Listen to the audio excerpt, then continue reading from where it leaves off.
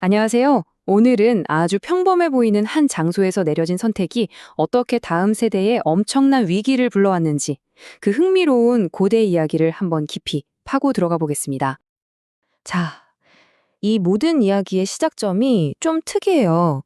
세탁자의 밭으로 가는 길이라는 아주 구체적인 장소에서 시작하거든요. 아니, 왜 하필 거기였을까요? 이게 그냥 지나가는 배경 설명 같지만 사실은요, 이 이야기 전체를 푸는 마스터키 같은 역할을 합니다. 이야기의 배경은 고대 유다 왕국 아하스 왕이 다스리던 시대입니다. 당시 유다는 정말 말 그대로 존립의 위기에 처해 있었어요. 이웃의 강력한 두 나라인 아람과 북이스라엘이 연합해서 우리를 지도에서 지워버리겠다고 쳐들어온 겁니다. 기록을 보면 당시의 공포가 어느 정도였는지 생생하게 느껴져요. 왕과 백성들의 마음이 숲이 바람에 흔들리는 것 같이 흔들렸다고 하니까요. 왜냐하면 바로 이전 세대에서 북이스라엘에게 끔찍하게 패배했던 트라우마가 있었거든요. 이번엔 그보다 더 최악의 상황이 닥칠 거라고 모두가 생각했던 거죠. 나라 전체가 이렇게 공포에 떨고 있을 때 선지자 이사야가 신의 메시지를 들고 아하스 왕을 찾아갑니다. 그런데 그 만남의 장소가 어디였냐? 바로 그 장소, 세탁자의 밭으로 가는 길이었어요. 자, 여기서 아하스 왕 앞에 두 개의 선택지가 놓입니다. 하나는 신의 제안이에요. 걱정 마라.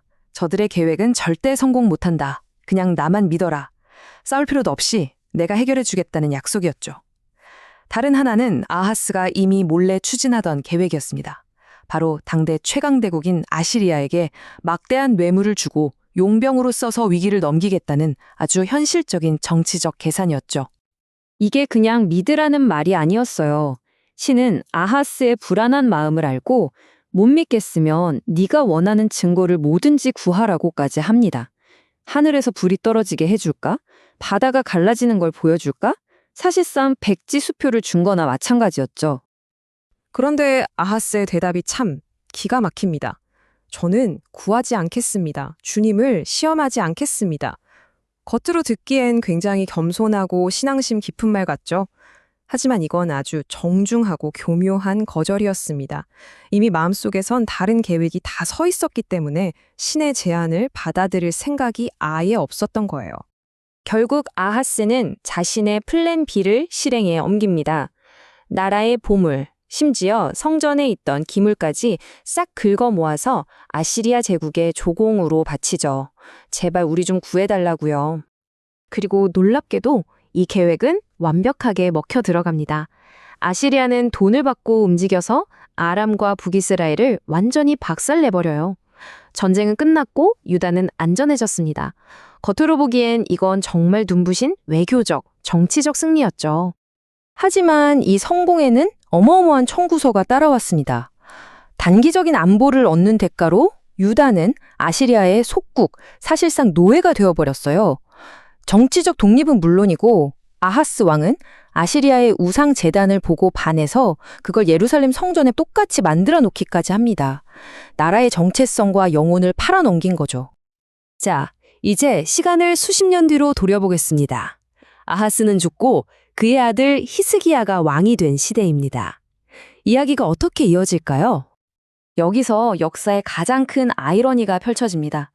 아버지 아하스 시대에 돈을 주고 구원자로 모셔왔던 그 아시리아가 이제는 유다를 집어삼키려는 가장 무서운 적이 되어서 돌아온 겁니다. 이제는 이전의 동맹이 아니에요. 아시리아는 제국의 최고 사령관들을 대군과 함께 보내 예루살렘 성문을 포위하고는 항복하라고, 그렇지 않으면 모두 죽여버리겠다고 윽박지릅니다. 상황이 완전히 역전된 거죠. 그런데 말이죠.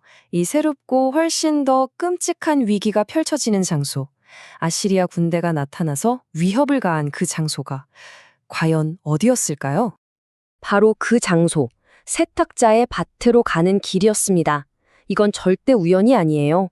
이 이야기 전체를 관통하는 소름 돋는 복선이 회수되는 순간입니다. 이걸 보세요. 아버지가 자신의 똑똑한 정치적 계산을 믿고 신의 도움을 거절했던 바로 그 불신의 장소가 이제는 그 선택의 결과가 낳은 최악의 위기를 아들 세대가 맞닥뜨려야 하는 비극의 현장이 되어버린 겁니다. 그 장소 자체가 하나의 거대한 상징이 된 거죠. 이 이야기는 결국 위기를 마주하는 두 가지 다른 태도를 보여주기 위해 아버지와 아들을 극명하게 대조합니다. 아버지 아하스는 눈앞의 위기를 피하기 위해 인간적인 꾀를 선택했고 그 성공은 결국 나라를 더 큰 위험에 빠뜨렸습니다. 하지만 아들 히스기야는 달랐습니다. 그는 아버지의 선택이 불러온 더 거대한 위기 앞에서 바로 그 상징적인 장소에서 인간적인 해결책이 아니라 믿음의 길을 택했고 결국 진정한 승리를 거두게 됩니다. 그래서 이 세탁자의 밭이라는 장소는 이제 단순한 지명이 아니라 하나의 강력한 상징이 됩니다. 우리 인생의 갈림길을 의미하는 거죠. 눈앞의 이익을 위해 나의 잔꾀와 전략에 의존할 것인가? 아니면 더 큰 원칙과 믿음을 따를 것인가? 그리고 그 선택은 반드시 다음 세대에 어떤 식으로든 영향을 미친다는 것을 보여줍니다.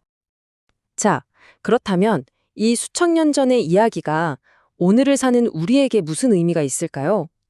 이건 단순히 옛날 이야기가 아니라 우리 자신의 선택이 갖는 무게에 대해 아주 중요한 질문을 던지고 있습니다.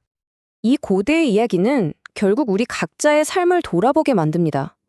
지금 내가 거둔 가장 큰 성공, 내가 가장 똑똑하다고 생각했던 그 결정이 혹시 미래에 닥쳐올 더 큰 위기의 씨앗을 심고 있는 건 아닐까요? 우리 각자의 세탁자의 밭은 어디이며 우리는 과연 무엇을 의지하고 그 위에 서 있는지 한 번쯤 깊이 생각해 볼 문제입니다.